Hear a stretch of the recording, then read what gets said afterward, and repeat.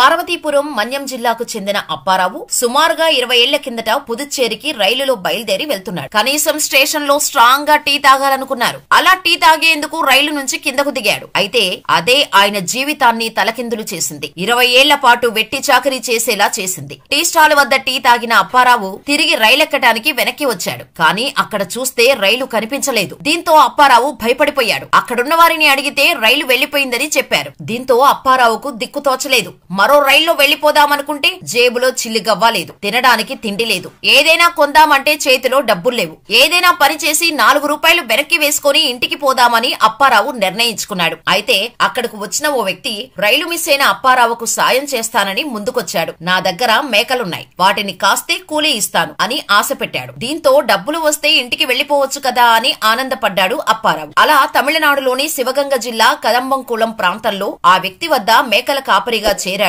అప్పారావు. జీతం ఇస్తానంటూ అప్పారావును పరిలో పెట్టుకున్న సదరు యజమాని కూలీ డబ్బులు ఇవ్వకుండా బలవంతంగా తన వద్దే ఉంచుకున్నాడు. అప్పారావు బయటకు వెళ్లకుండా కట్టడి చేశాడు. అలా 20 ఏళ్ల పాటు జీతం కూడా చెల్లించకుండా అప్పారావుతో వెట్టి చాకిరీ చేయించుకున్నాడు. బయట ప్రపంచంతో సంబంధం లేకుండా అప్పారావును బయట మనుషులతో మాట్లాడనివ్వకుండా చేశాడా యజమాని. అలా దాదాపు 20 ఏళ్లు ప్రాణం ఉన్న జీవచ్చ వల్ల గొర్రెలు మేకలతోనే తన